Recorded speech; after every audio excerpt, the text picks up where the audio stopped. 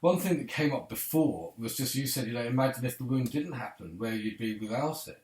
Well, so we're entering a kind of hypothetical world. It's a mental experiment, a brain Sure, experiment. which can teach us things, right? So we're talking about adults pulling the natural state, maintaining it from childhood into adulthood.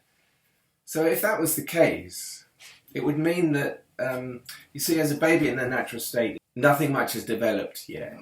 Pre-verbal, pre-mental. Yeah, and pre-self-consciousness. So what we're talking about is having all those attributes, but with self-consciousness and with the idea of I am a person. It's almost as if you need to lose it in order to gain it again. You can't just gain the self-awareness. Yes. You need to lose the natural state to gain the self-awareness. Yeah. At least. Yeah. As we said, it's hypothetical, and perhaps that's true. Perhaps that's the only way it can happen.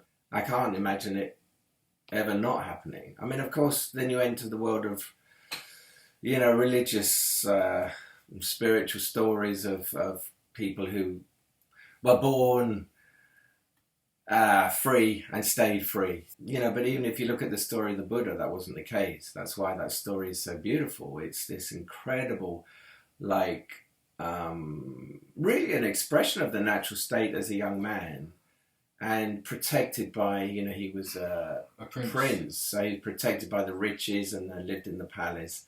And that beautiful symbol of, he wasn't aware of the suffering that went on in the world, and he'd never encountered death yet. And then, once he had encountered those things, the search began, for what is suffering? Is there a place beyond suffering? So that story always resonated as a very primal example of what this is. Do you think it's apocryphal or a made-up story that illustrates the... You know what? I don't care, because it's true, in a way. It has truth. I think it's generally believed... but it does sound like a wound story, so that's all I'm saying. Whether it's true or not, it sounds like a wound story. That's what I'm saying. In that story, the wound was the recognition and the confrontation with death. Wow. Which, you could say, well, that's the ultimate suffering, that, this is taken away from us.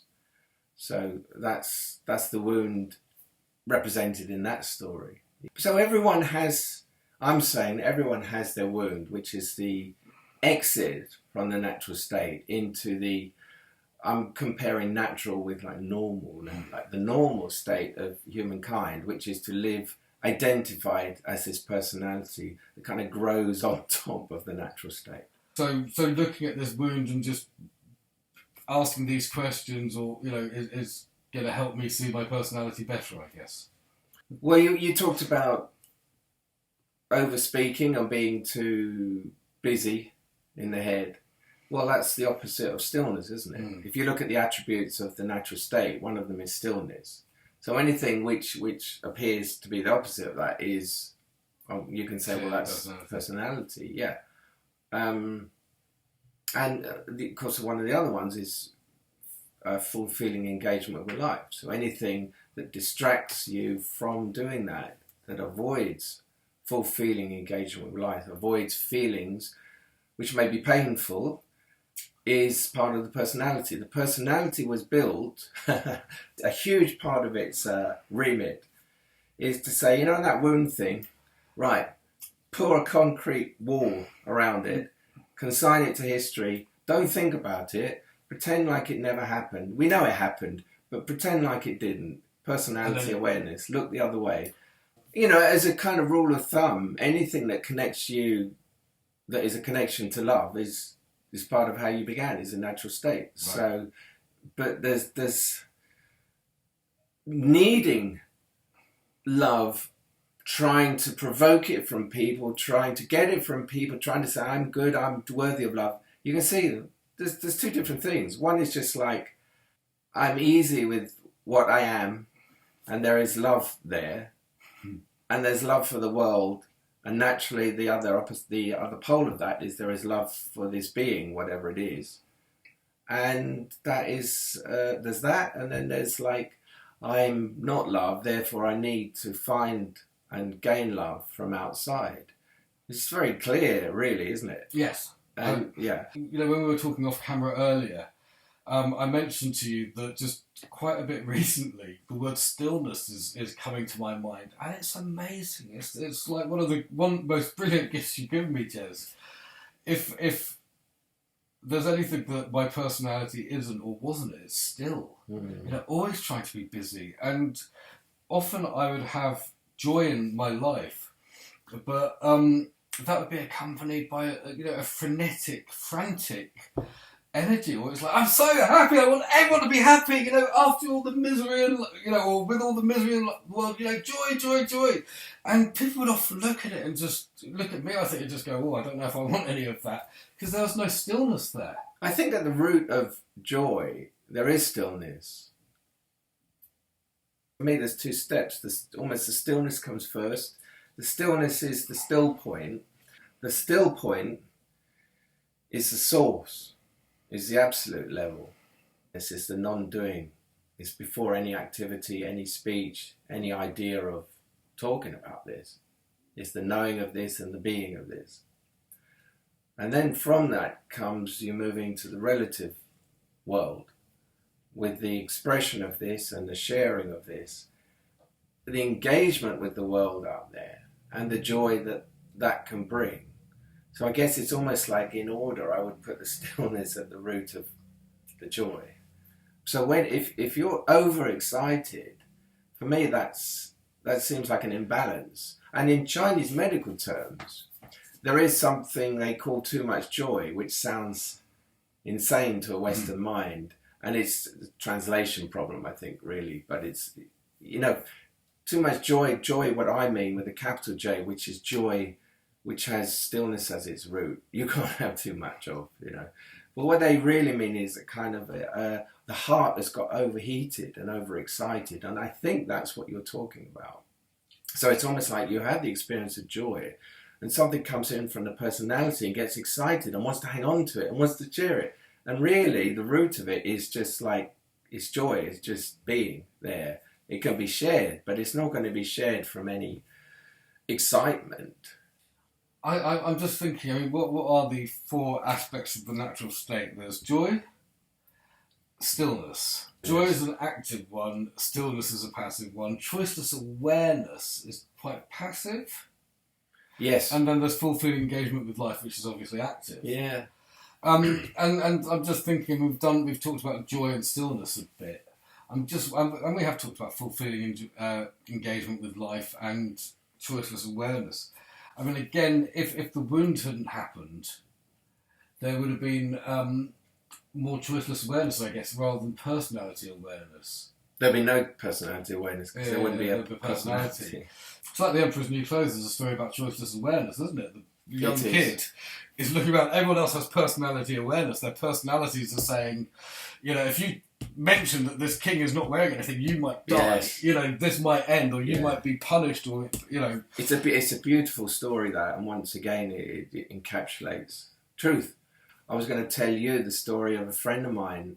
You know, there's a stage where you learn, in the adult world of personality, you don't just say what's going on. You know, you learn not to. But I think this friend went on longer than perhaps normal because it was in her character to just come out, and she would say her parents were quite sociable, they had a lot of parties, and she knew that when the friends went, there were certain of them they didn't really like, and I think in front of one of them she said, but you don't like her, or something, you know.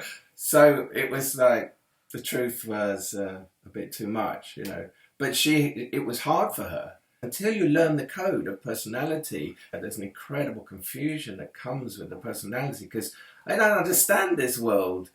You say this and then you act like that.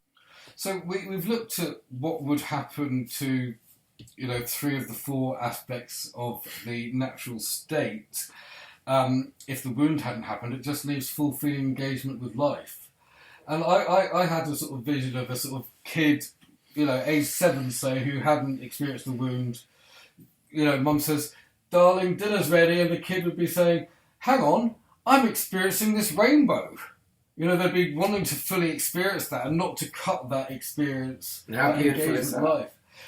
brilliant for the kid and not so great for the parent, I'd No, imagine. but you see, if that parent was awake, Oh, there would be... I would absolutely bow down to that. And they would say, quite right, you're in that moment. This food can wait. Sure. But you see, if there was personality, right, how would that show?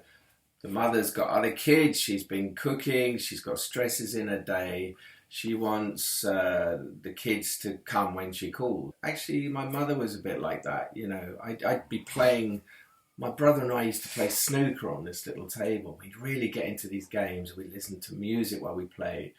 And there'd be this like, okay, food's ready. And, you know, food can be a very controlling thing, especially from, you know, the person in charge of the food, say if it's the mother. And so it was expected with us, you come immediately, otherwise, you know, there'd be trouble. And I always remember this like, yeah, just what you said about the rainbow, it's like, I'm doing this, I'm really enjoying this within a family. There are unwritten rules that you abide by, and if you don't fit in the family, and you're an outsider. But of course, that brings us to the big question.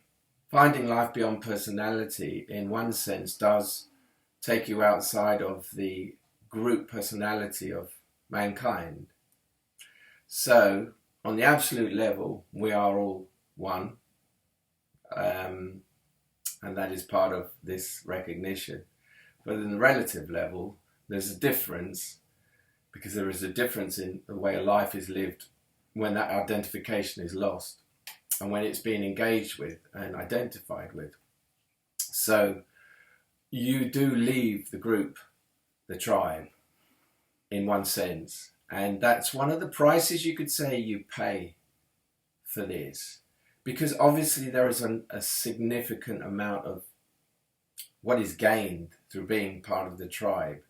I mean, if you look at, say, the Amish community, I think they say Amish in America, community, or any religious group that has raised a strict code, you know, sometimes people leave them, and it's a very difficult thing because their sense of comfort, now we're bringing it back to you and your family and your mother, and the comfort and the connection and the need and the love that it represents. So if you've built that up with a community and a religious group, there's this struggle that can arise between, perhaps you have a pull to get outside of that code and break those rules and find your own freedom. And there's this split between, I need the comfort, but you've got to leave that comfort to find your own way. And it's a bit like the Buddha, he has to leave the comfort of the palace to find the truth. So there is a price paid for the finding of this in those terms.